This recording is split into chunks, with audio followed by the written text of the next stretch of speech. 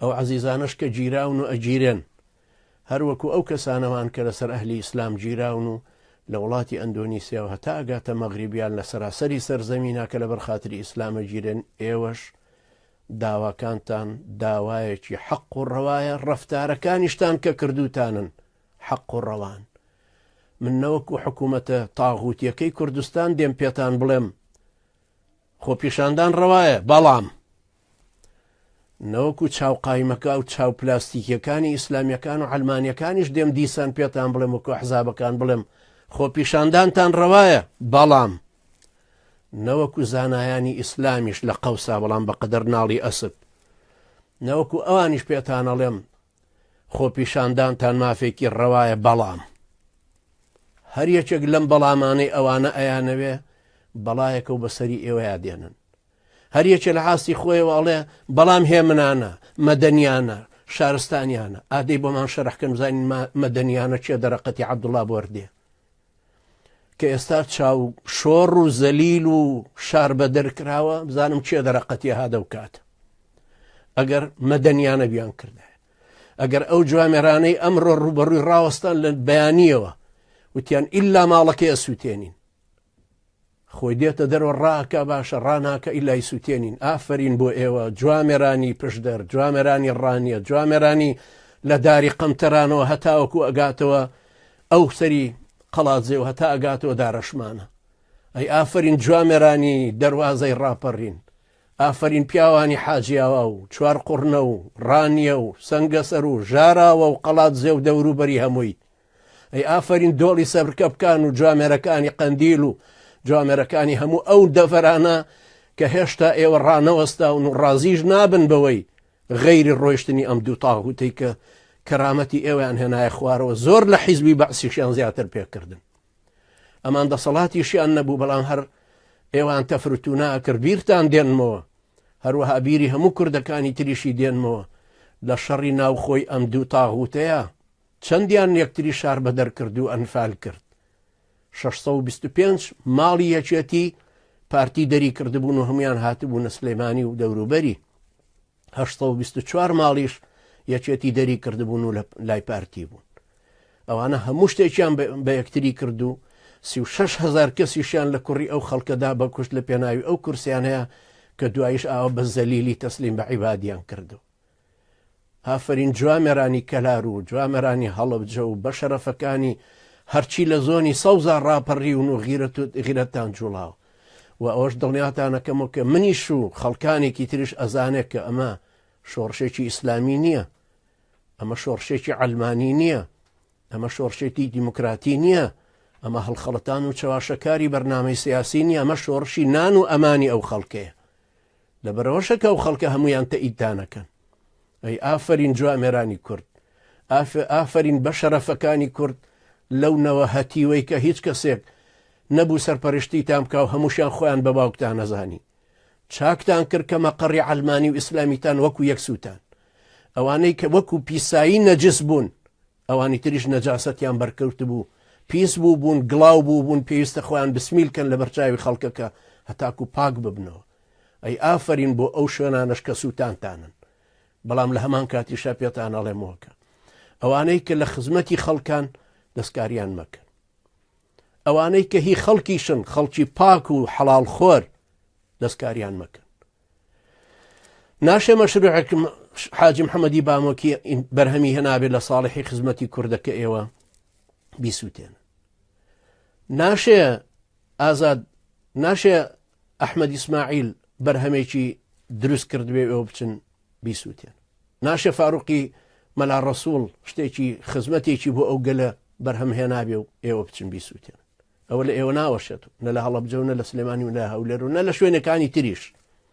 لەبەرەوە ئەو پیاوانەی کە ناوم بردن و دەیانی تری ئاواشان کە پیاوی بە شەرەفن و دەوڵەمەندن و دائیمە ئاوڕێن لە فەقیر و هەژاری میلەتەکە داوەتەوە بە هەستی مەسئولیەتیشەوە. ئێوە زانیتان کە لە NRTەوە خەڵکانێکی جوامێر و دەستپاک و بە شەرەف و بە هەستی مەسئولیەتەوە هاتن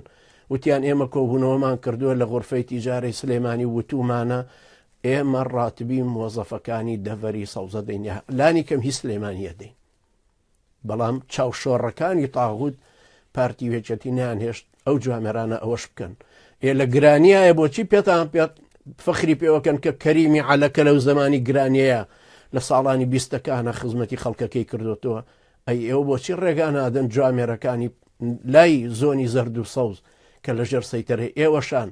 بەڵام ئەهلی خێر و حەسەنات و پیا و چاک و پیا ماقوڵن دەستیان بگاتەوە موچەی ئەو خەڵک و موچەی خەڵکەکە بدەن خۆیەوە دزی و گزی و خراپەکاریەکانی خۆتان هەرەکەن و هەر بەردەوامە بوون ئافرینتان لێ بەجارێکی کەشتان پێ ئەڵێمەوە کە کارەکەتان کارێکی شەرعیە کوژرانتان لەو ڕێگایە شەهید بوونە بە شەرتی ئیماندارەتیتان بە شەرتی ئەوەی کە خۆتان ئیسلامەتیتان گرتوێ کابرای خۆی نوێژنەکەرە بەڵام ڕۆیشتۆتە مەیدانی ئەوێ بەڵێ ئەوەش هەر شاهیدی بۆ دین کە جوامێرە ئازایە بە جەرگە خۆنەویست بۆ بۆی ڕۆیشتۆتە پێشەوە خۆی داوە بە کوشت لە پێناوی ئەوەیە خەڵکیی تری سراحەتکە 1000 کەس بکوژرێ ملیۆنێکی سراحەتەکە ئەوە سروشتی هەموو شۆڕشک هەروەها بووە لە هەموو ئەو شوێنانەشە کە شۆڕشی ئاوای لێکرا وەکو شۆڕشەکەی ئێوە شەرت نییە لە یەکەم قۆناغا بگەنە نەتیجە بەڵام پشوو درێژ بن ئافرین بۆ ئەو کەسانەتان کە بە برینداریش هەروە جوامێرما و نورایان نەڕووخاوە ئەوانەی کە گیراون و ئەشگیرێن بۆیە لێرەشەوە داوای ئازادبوونی شاسوار عەبدولواحید دەکەم کە بە دەستی بەتاڵ جوامێرانە مواجهەی ئێوەی ئەکردەوە و عیب و عاری ئێوەی خستەوە و ئیدانەی ئەوەشەکەم کە چوونە دژە تیرۆر کە زۆر بە شۆڕشێکی گەورە و جێشێکی پان و پۆڕەوە بە هەیبەت و هەیلەمان و سامانێک و قووەتێک و ڕۆیشتنە سەر مەقەڕی ئێنارتی مۆزەفەکانیان هەموو گرت و لە ژوورێکیان پەستان دوایی وتیان هەرێکە بە دەستی بەتاڵ بڕاتە دەرەوە خەبیری کۆمپیوتەریشتان بۆ سەر هەموو بۆ کۆمپیوتەر و بۆ کۆنتترۆڵ و بۆ ئەوانی تر هەمووی هێنابوو بۆی هەرێکێک لە عاسی خۆی بێەوەی بپرسێ بچێتە سەر ژوورەکە و وەزیفەی خۆی ئەداکە داڕزێن باشترە لەوەی کە کردان دژە تیرۆری ملحید و بێدین و مرتەد و جاش ئەبوایە ئازا و جوامێر بێ دیفاعی کردایە لە کەرکووک لاهوری شێخ جەنگی کە ملحیدێک و بێدینێکە وەکو عەتوەی مەلەوانی و سەلاح نەسر و ئەوانەی کە مەسئولیەتی پیاو کوژی و زیندانەکانی جەمال عەبدولناسریان گرتە بەردەست ئەویش ئێستا خۆی بەسەر خەڵکە ئەنوێنێ خۆی ئازا کردو بۆی دژە تیرۆری هەیە بەڵام دژە تیرۆرەکەشەدەوە بزانە سەری خۆت دەخوا بە حەول و قووەتی خوا هی تریشمان زۆر بینی وەکو ئێوە ئەم سوڵتەیەش بە تەبیعەتی ژیان خۆی بەدەست کەسەوە نامێنێ ئەوانەی پیاوچاکی شن وەکو سەیدنا داود و سولەیمان و محەممەد عەلەیهیم السەڵات وەسەلام هەر لە دەستیانە نەما ئەوانەی پیاو خراپیش بوون و تاغوت و نمونەی زوڵم و جەبەرۆتیش بوون وەکو نەمرود و فرعون هەر لە دەسەڵاتیان نەما خۆشمان لە عومری کەمی خۆمانە زۆرمان لەوانە بینی و سەری زۆرمان بینی بڕا و غلۆر بۆ و بینیمان چۆن ڕوحیان جەستەیان ئیرادەیان هەموو کەرامەت و قووەتێکیان کەوتە ژێر پێیجە ماوەڕەکە وەکو نیکۆلا چاوشیسکۆ کە هیوادارم تاغوتانی کوردستانیش لی دەرنەچن و ئاوە بکەونە بەردەستی خەڵکی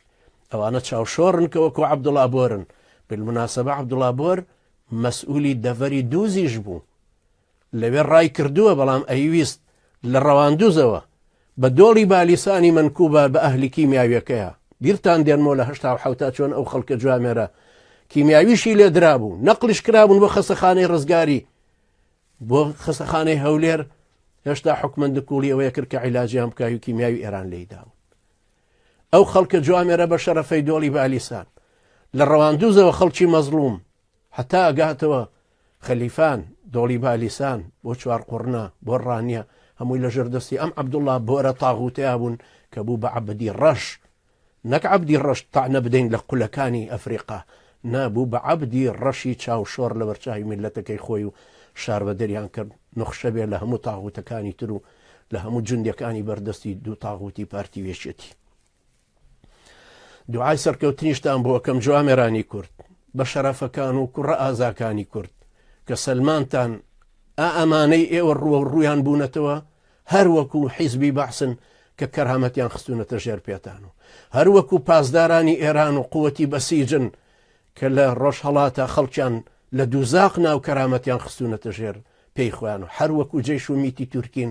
کە چۆن خەڵک لەوێ بۆ کەرامەتی خۆی و ئینسانیەتی خۆی ڕۆ ڕویان بۆتەوە ئەی ئافرین جارێکی تریش ئەوانەی ئێوە ڕووە و ڕویان بوونەتەوە تاغوت و ملهوڕانێکن وەکو ئەو داگیرکەرانەوان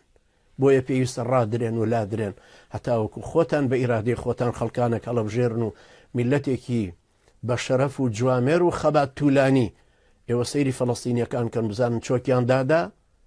ساڵ لەمە و پێش وعدی بەرفڕیان بەسەرا تەطبیقکردن